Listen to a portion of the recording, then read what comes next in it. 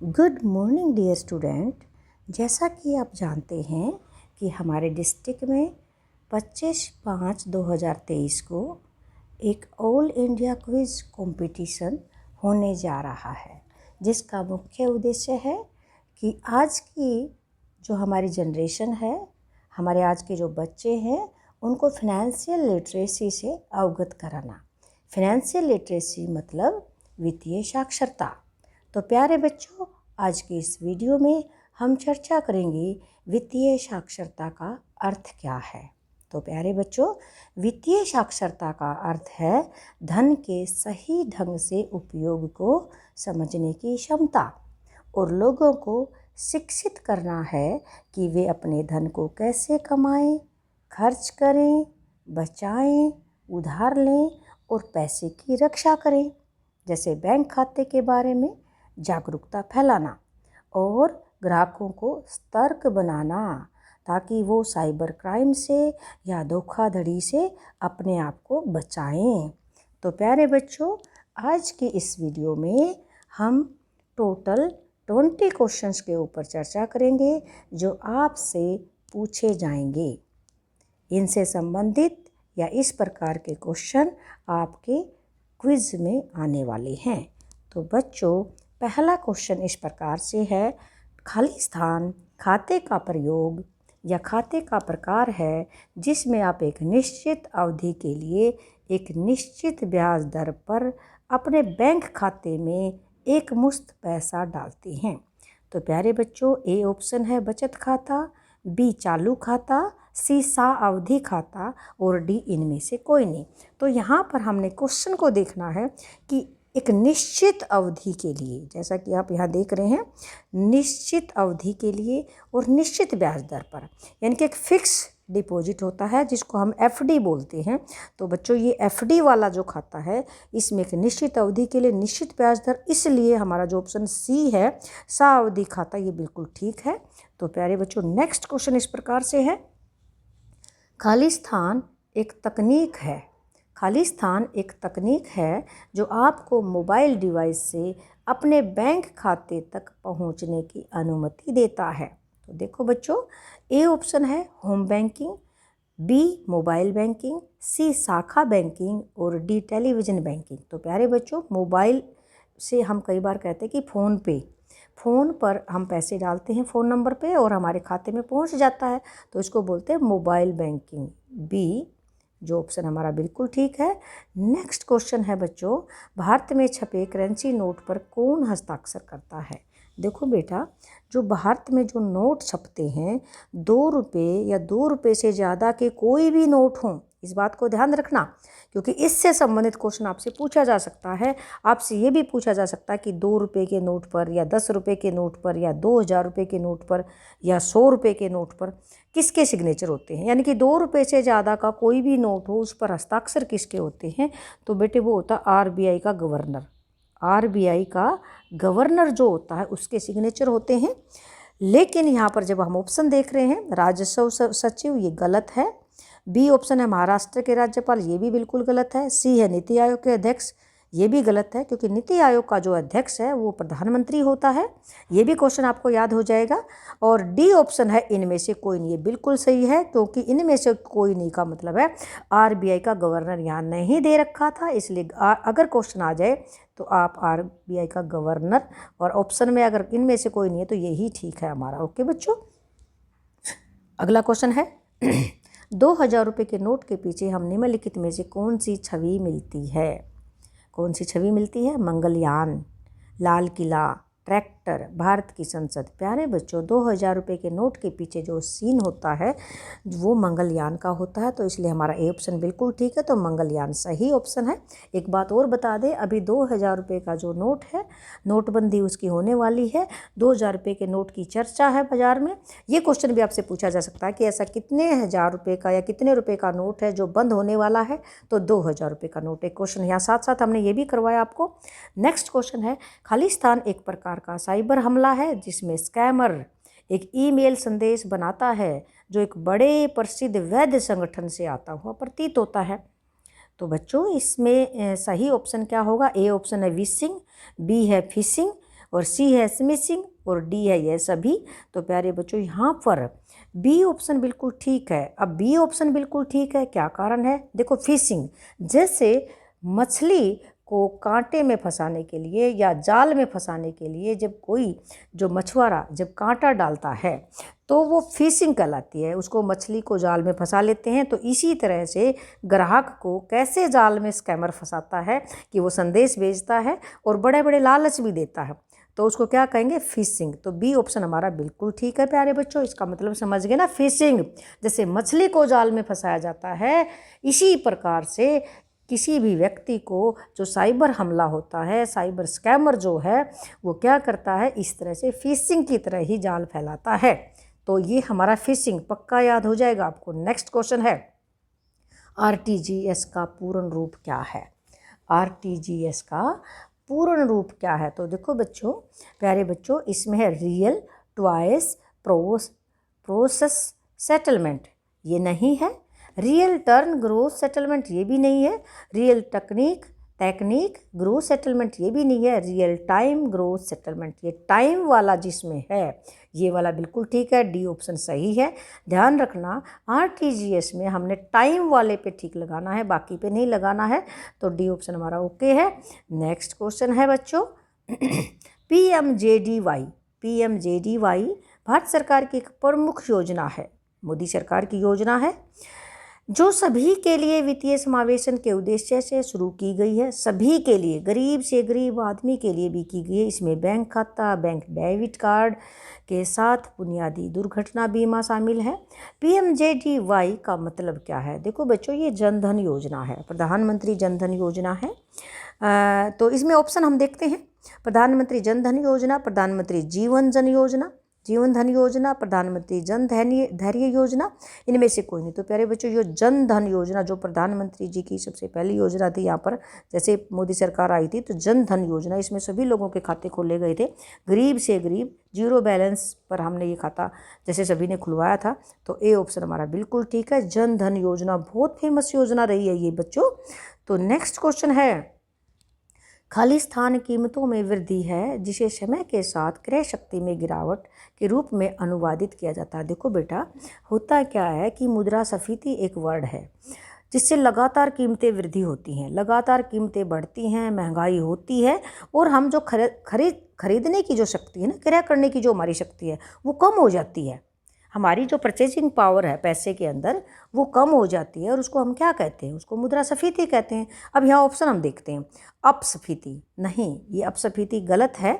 अवस्फीति, इसमें तो क्या होता है, घटती हैं कीमतें, ठीक है ना, और मुद्रास्फीति में महंगाई बढ़ती है। तो महंगाई बढ़ने का मतलब लगातार कीमतों में वृद्धि होती है और पैसे की जो क्रय शक्ति उसमें गिरावट आती है। तो सी ऑप्शन हमारा बिल्कुल ठीक है।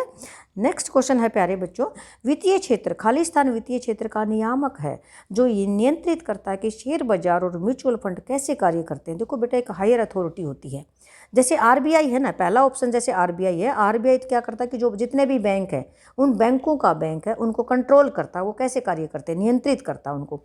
लेकिन सेबी जो है ना, यहाँ पर अगर मान लीजिए शेयर बाजार है, म्यूचुअल फंड है, उनके ऊपर सेबी है।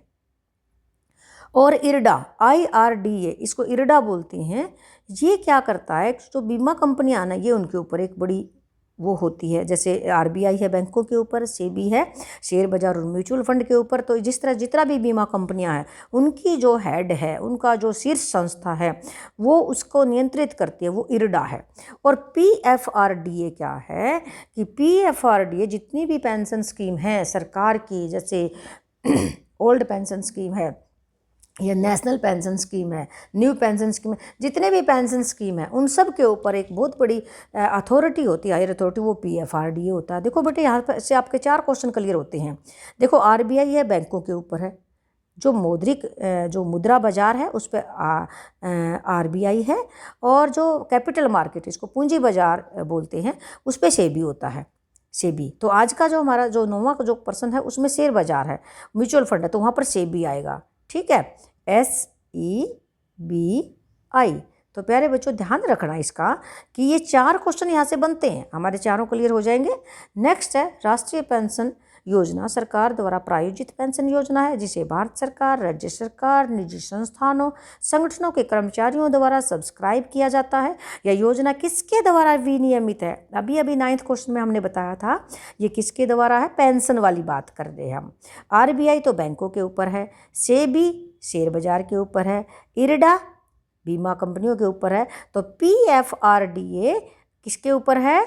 पेंशन योजना के ऊपर है, राष्ट्रीय पेंशन योजना के ऊपर। डी ऑप्शन हमारा बिल्कुल ठीक है। तो ध्यान रखना ये तीनों गलत हो जाते हैं और ये डी हमारा सही ऑप्शन है प्यारे बच्चों, डी ऑप्शन पर निशान लगाएंगे। नेक्स्ट है, किस आयोग की अनुशंसा पर भारतीय रिजर्व बैंक की स्थापना की गई थी? देखो बेटा एक क्वेश्चन और यहाँ पर बनता है, भारतीय रिजर्व बैंक की स्थापना कब हुई थी? 1935 में हुई थी। 1935 ये भी पूछा जा सकता है, लेकिन किस आयोग की अनुशंसा पर? तो देखो चैम्बरलेन आयोग नो, हिल्टन यंग आयोग ये बिल्कुल ठीक है, बी क्वेश्चन, बी ऑप्शन जो है। केन्ज आयोग, केन्ज तो एक बहुत बड़े अर्थशास्त्री हुए हैं, इसका तो कोई मतलब नहीं है यहाँ पर, इनमें से कोई, ये भी गलत है, ये भी गलत है, पहला भी गलत है, तो हिल्टन यंग आयोग बिल्कुल ठीक है। नेक्स्ट क्वेश्चन है, निम्न में से कौन सा RBI का कार्य नहीं है? पहला है बैंकों का बैंक, ये तो RBI का मुख्य कार्य है, सभी बैंकों का बैंक है, केंद्र सरकार का भी बैंक है, यानी कि सरकार का भी बैंक होता है। विदेशी मुद्रा भंडार का प्रबंध भी करता है, जो भी विदेशी मुद्रा हैं उन सब का प्रबंध RBI ही करता है। कृषि विकास के लिए सीधे किसानों को धन आवंटित करना ये गलत है, ये कार्य नहीं है, क्योंकि देखो कृषि विकास के लिए ये नहीं है, ये दूसरा जो बैंक है वो कोई और बैंक है यहाँ पर। तो देखो इसमें ये डी ऑप्शन जो है इसको हमने नहीं, मतलब ये इसका कार्य नहीं है, तो डी ऑप्शन हमारा बिल्कुल ठीक है। नेक्स्ट क्वेश्चन है, निम्नलिखित में से कौन सा अधिनियम विभिन्न परक्राम्य प्रपत्रों का वर्णन करता है? देखो बेटा नेगोशिएबल इंस्ट्रूमेंट, नेगोशिएबल इंस्ट्रूमेंट क्या होते हैं कि देखो निम्नलिखित में से कौन सा अधिनियम विभिन्न परक्राम्य प्रपत्रों का वर्णन करता है? नेगोशिएबल इंस्ट्रूमेंट होते हैं जैसे promissory note, bill of exchange, bank note, DD, check.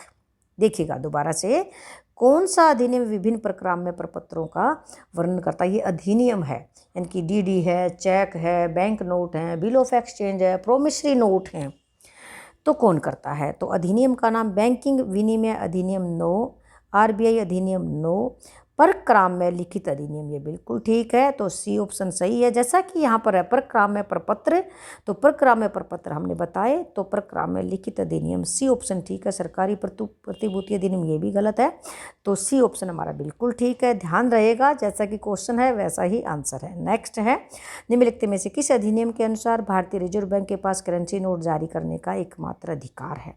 केवल RBI या भारतीय रिजर्व बैंक, यानी कि जो भी देश है जहाँ का भी एक RBI मतलब रिजर्व बैंक होता है, हर देश में उसका नाम अलग होता है। हमारे यहाँ RBI reserve bank of India, तो उसको करेंसी नोट जारी करने का एकमात्र अधिकार होता है 1 रुपये के नोट को छोड़ करके। तो 1 रुपये के नोट को छोड़ करके, क्योंकि 1 रुपये के नोट को वित्त मंत्रालय द्वारा जारी किए जाते हैं, वित्त सचिव के हस्ताक्षर होते हैं 1 रुपये के नोट पर। जितने भी सिक्के हैं वो वित्त मंत्रालय द्वारा जारी किए जाते हैं, भारत सरकार द्वारा जारी किए जाते हैं, और 1 रुपये का जो नोट है, कागज़ का जो नोट है, उस पर हस्ताक्षर होते हैं वो वित्त सचिव के होते हैं। ये क्वेश्चन यहाँ पर बनता है, लेकिन 1 रुपये से ज़्यादा के जितने भी नोट हैं उन पर RBI के गवर्नर के हस्ताक्षर होते हैं। ये भी क्वेश्चन यहाँ पर बनता है।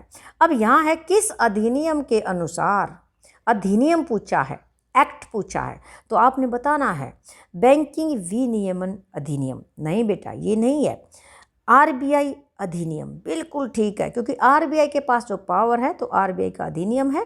परक्राम्य लिखित अधिनियम ये ऊपर वाले क्वेश्चन के लिए था।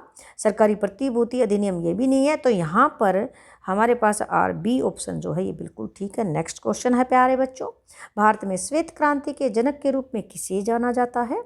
MS Swaminathan no, V Kurien बिल्कुल ठीक है, V कुरियन इसके जनक हैं श्वेत क्रांति के।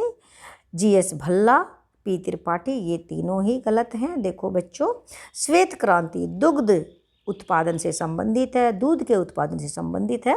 ये भी आपसे पूछा जा सकता है कि श्वेत क्रांति का संबंध किस चीज़ से है, तो दूध के उत्पादन से, क्योंकि दूध का रंग सफ़ेद होता है, तो श्वेत का मतलब भी सफ़ेद है, तो सफ़ेद क्रांति। प्यारे बच्चों नेक्स्ट क्वेश्चन आपके सामने आ रहा है, RBI के पहले गवर्नर कौन थे? सर जेम्स ब्रैड टेलर, के जी अम्बेगावकर, बी एन अदारकर, इनमें से कोई नहीं। तो बेटा यहाँ पर जो है उत्तर जो हमारा आएगा वो आएगा डी ऑप्शन हमारा बिल्कुल ठीक है, इनमें से कोई नहीं है, क्योंकि पहले जो आरबीआई के जो गवर्नर थे सर ओसबोर्न स्मिथ थे, इसलिए मैंने इसका आंसर यहाँ पर दे भी दिया। लेकिन आपने तो सिर्फ ऑप्शन पर ठीक लगाना डी कि इनमें से कोई नहीं वाला सही लिखना है। ओके बच्चों, नेक्स्ट क्वेश्चन है G20 का मुख्यालय कहाँ है? G20 का मुख्यालय कहाँ है प्यारे बच्चों? ए ऑप्शन है इंडोनेशिया, बी है मैक्सिको, सी है कनाडा, डी है इनमें से कोई नहीं। बिल्कुल ठीक है। देखो बेटा, ये जो G20 का मतलब है 20 देशों का एक सम्मेलन होता है, 20 देशों का एक बहुत बड़ा ग्रुप है। G20, जी का मतलब होता है ग्रुप और 20 का मतलब 20 देशों का। इसमें क्या है कि इसका मुख्यालय कहीं पर भी नहीं है। हमेशा ये देखा जाता है कि इसकी बैठक अब की बार किस देश में होनी है, अलग अलग जगह होती है, बदलते रहते हैं, तो इसलिए इनमें से कोई नहीं हमने लगाया है। ओके बच्चों, नेक्स्ट क्वेश्चन है भारत ने G20 की अध्यक्षता कब तक संभाली है? अब देखो बेटा, भारत ने 1 दिसंबर 2022 से 30 नवंबर 2023 तक G20 की अध्यक्षता संभाली है। तो देखो अब यहाँ पर जो क्वेश्चन है वो कब तक संभाली है, तो देखो 1 दिसंबर से और 30 नवंबर 2023, तो कितना हो गया? 1 साल के लिए है। अगर डेट भी पूछी जाए तो ये बतानी है। अगर 1 साल, 2 साल, 3 साल, 5 साल, तो यहाँ पर 1 साल ही उत्तर आएगा यहाँ पर। ओके बच्चों, नेक्स्ट क्वेश्चन है, यहाँ पर ये डेट हमने दे दी है 1 दिसंबर 2022 से 30 नवंबर। 30 नवंबर के बाद देखो अगली तारीख क्या होती है? 1 दिसंबर, तो हो गया ना 1 साल। प्यारे बच्चों 1 साल आप लिखेंगे। नेक्स्ट क्वेश्चन है श्वेत क्रांति का संबंध किससे है? अभी अभी हमने बताया था। ए अंडे, बी मशरूम की खेती, सी दूध और डी ये सब। तो प्यारे बच्चों दूध, देखो अंडा भी सफ़ेद होता है लेकिन अंडे से मत लेना इसको, तो दूध, सी ऑप्शन हमारा बिल्कुल ठीक है, दूध आएगा यहाँ पर, दुग्ध से संबंधित होता है। नेक्स्ट है एटीएम मुख्य रूप से कार्य करने के लिए उपयोग किए जाते हैं। देखो बेटा एटीएम की फुल फॉर्म भी आपसे पूछी जा सकती है, ध्यान रखना इस बात का। एटीएम बच्चे क्या बताते हैं, तो देखो याद रखना, मैं इसके एटीएम की पहले सबसे पहले इसी का एक क्वेश्चन और अराइज हो जाता है यहाँ पर। एटीएम होता है automated teller machine, automated teller machine, mated ED लगाना लास्ट में, याद रखना। ऑटोमेटेड, कई बच्चे लिख देते हैं automatic teller machine, no, automated teller machine. और इसका कार्य उपयोग किए जाते हैं, क्या होता है एटीएम से? इंफ्रास्ट्रक्चर नहीं, कंप्यूटर आधारित नहीं, बैंकिंग, हॉस्पिटलिटी नहीं, तो सी ऑप्शन हमारा बिल्कुल ठीक है। देखो बेटा बैंकिंग का मतलब है पैसा उधार लेना और पैसा देना, यानी कि जमा करना और लेना। तो देखो जो एटीएम है ना, एटीएम मशीन होती है, उसमें हम देखो पैसा जमा भी कर सकते हैं उसकी हेल्प से और ले भी सकते हैं, मतलब पैसा जमा करना और पैसा निकलवाना, तो बैंकिंग यहाँ पर सही ऑप्शन है। तो प्यारे बच्चों जैसा कि आपने देखा यहाँ पर हमने 20 इंपॉर्टेंट क्वेश्चन बताए हैं, तो इसी प्रकार के क्वेश्चन, इनसे संबंधित क्वेश्चन आपके एग्जाम में आएंगे। तो मैं आप सबको अपनी बेस्ट विशेज़ के साथ आपसे विदा लेती हूँ कि आपका जो क्विज कंपटीशन होने जा रहा है वो बहुत अच्छे से हो। Thank you.